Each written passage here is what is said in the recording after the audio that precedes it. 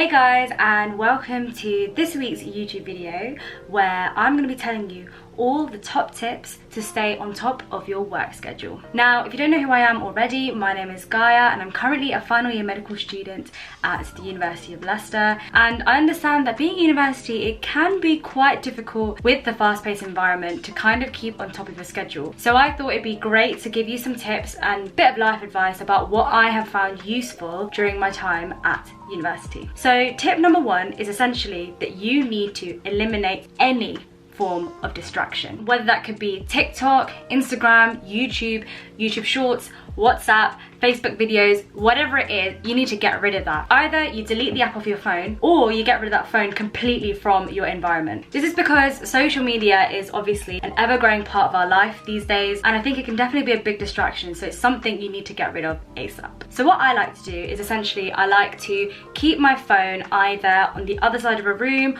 or a different room in my house or my flat or wherever I'm staying, so that I don't get tempted to even go on it in the first place. And also I try and ensure that I don't go on the same websites on my laptop as well.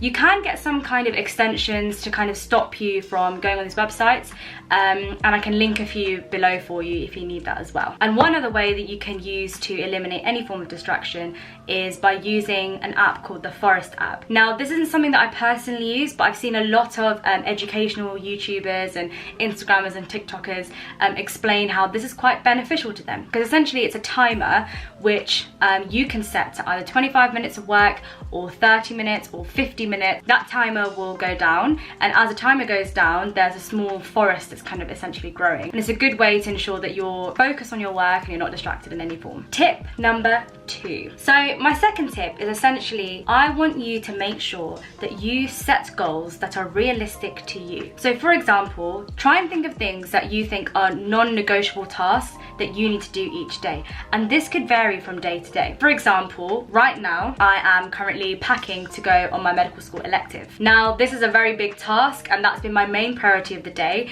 and I created a checklist of things that I need to put inside my suitcase to ensure that I kind of get it all in and make sure I don't miss anything out of any sort. So today, packing for Tanzania is my non-negotiable task. If I don't do it, I won't have any clothes to go on my medical school elective. And during my revision period, I had a few other non-negotiable tasks. This was either doing the revision in the morning, going to the gym, going on a food shop, or even going on a walk, just to make sure that I stay sane. So you need to look at your day, the 24 hours that you've got in a day.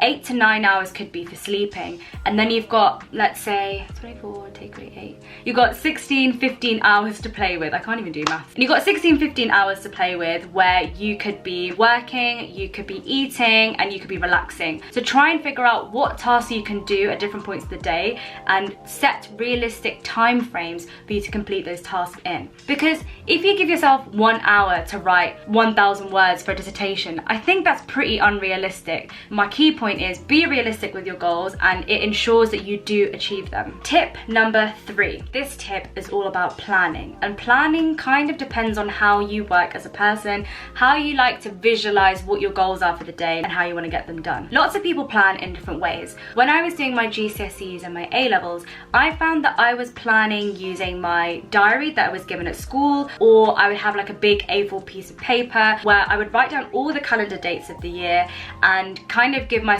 a target of what I want to complete by the end of that month. Now, this varies from person to person, because right now I find that I have a lot of emails to get through, a lot of timetables to keep up with, so it's difficult to write it all down, especially because they're ever changing. So the thing that I like to use is the calendar app on my phone. This is a really simple way for me to quickly write down anything that I want to do on my to-do list, or to kind of schedule out what things I have to do for the week. I like to do something which is called time blocking, which essentially is choosing an activity and setting a specific period of time and writing it on a specific part of my calendar. For example, if I wanted to practice questions at a certain period of the day, I would set aside, for example, 3 hours to do that, maybe in the morning, and I write that on my calendar from 9 AM to 12 AM. And of course I would account for breaks in between. It doesn't mean that I'm actually studying for 3 hours straight, because I can tell you for a fact that never ever happens. And this is quite good because I can visualize in the week what I've completed, how my days have been, and how productive I've been as well. Although I'm planning what revision I'd like to do and what assignments, for example, that you may have,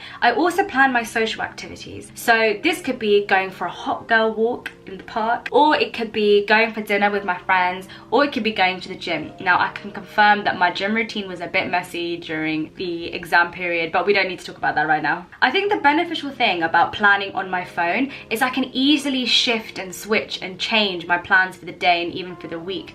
And I don't really put too much pressure on myself, which ultimately allows me to have that flexibility, and I don't really feel too stressed that I haven't completed that task. Because if I don't complete it on the Monday, I'll just move it on to a different day and kind of force myself to complete that on that specific day. And finally, I want you to understand and know what works for you. If you are an early riser and you like completing the main chunk of your work in the morning, get it done in the morning, and then you've got the afternoon to chill, and you can have some time in the evening to do some extra bits that you didn't finish in the morning. But if you like working in the evening, then do that. There's no set way that works for everyone. Generally, I think the biggest tip to ensure that you are on top of your schedule is to start early. And tip number 4 is to not beat yourself up if you don't complete the tasks in a specific day. I remember I used to get so frustrated. I was like, why haven't I finished 10 tasks that I set myself? Why haven't I finished my homework, etc, etc, etc. I was just so frustrated on that day, and I realized, you know what, if I just accepted that I was having a bad day, I would just take that day off, call it a day,